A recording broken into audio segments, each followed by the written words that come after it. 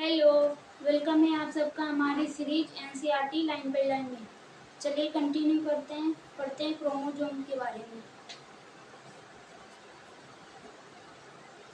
Every chromosome visible only in dividing cells. Chromosomes जब cell divide होती है तब दिखते हैं।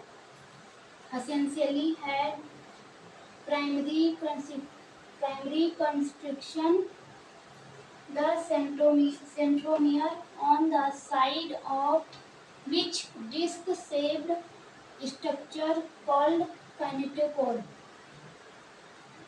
जो क्रोमोसोम्स होते हैं ना, उनका जो कॉमन पॉइंट होता है उसे सेंट्रोमियर कहते हैं। सेंट्रोमियर के आसपास ना काइनेटोकोर्स होते हैं जो कि स्पिंडल फाइबर में अटैच होने में हेल्प करते हैं। Are present kinetochore are present centromere two chromatid of a chromosomes. Centromere में दो क्रोमैटिड होती हैं जो कॉमन पॉइंट से कनेक्टेड होती है, उसे सेंट्रोमियर कहते हैं। Based on the position of the centromere the chromosomes can be classified into 4 types.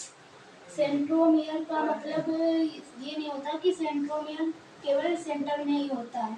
Centromere की पोजीशन के हिसाब से क्रोमोसोम्स 4 प्रकार के होते हैं। The metacentric chromosomes has middle centromere forming 2 equal arms of the chromosomes। जो मेटासेंट्रिक है ना, उसमें 2 इक्वल आर्म्स होती हैं क्योंकि मेटासेंट्रिक में ना सेंट्रोमियर मिडल में होता है। दूसरा है the sub metacentric chromosome has centromere slightly away from the middle of the chromosome, resulting into one shorter arm and one long arm। जो सब मेटासेंट्रिक क्रोमोसोम्स होता है वो सेंटर से थोड़ा अवे होता है। एक आर्म से शॉर्ट होती है, एक आर्म लॉन्ग होती है। और तीसरा है acrocentric chromosomes. The centromere is situated close to its end forming one extremely short and one very long arms. जो एक्रोसेंट्रिक होता है वो सिचुएटेड होता है एंड के पास, सबसे मतलब क्लोज टू एंड। तो उसमें एक काफ़ी बड़ी आर्म्स होती है और एक बहुत छोटी आर्म्स होती है। वेयर एज द टेलोसेंट्रिक, चौथा है telocentric chromosomes has a terminal centromere. इसमें सेंट्रोमियर नेग्लिजिबल होता है क्योंकि इसकी जो सेंट्रोमियर है ना वो टर्मिनल में होती है। Sometimes a few chromosomes non staining at constant location. Chromosomes होते हैं जो कि जिसमें सेकेंडरी होता है वो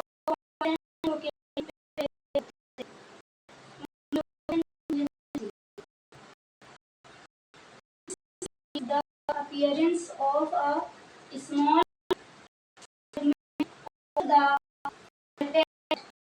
क्रोमोसोम्स को स्टेन किया जाता है तो इसका जो इसका स्मॉल फ्रेगमेंट सा अलग सैटेलाइट उसे सैटेलाइट कहते हैं। Any membrane bound minute vesicle, कुछ छोटे वेसिकल्स हैं जो मेम्ब्रेन बाउंड होते हैं, like called the that contain various and बहुत सारे तरीके के एंजाइम होते हैं। are present in both plant and animal cells।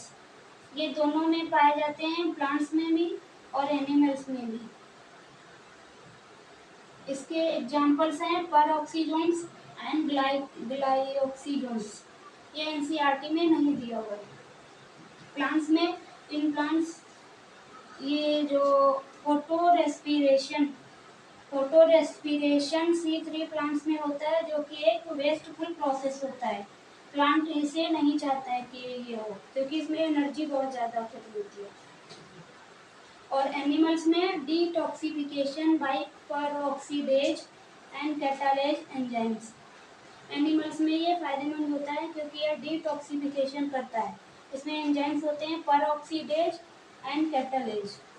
और ग्लाइऑक्सीजोन्स का एग्जाम्पल है, ये जो सीड जर्मिनेट करती है उसमें एनर्जी की ज़्यादा रिक्वायरमेंट होती है, तो उसमें अगर ज़्यादा फैट होती है तो फैट को कन्वर्ट कर देता है कार्बोहाइड्रेट में, क्योंकि इसमें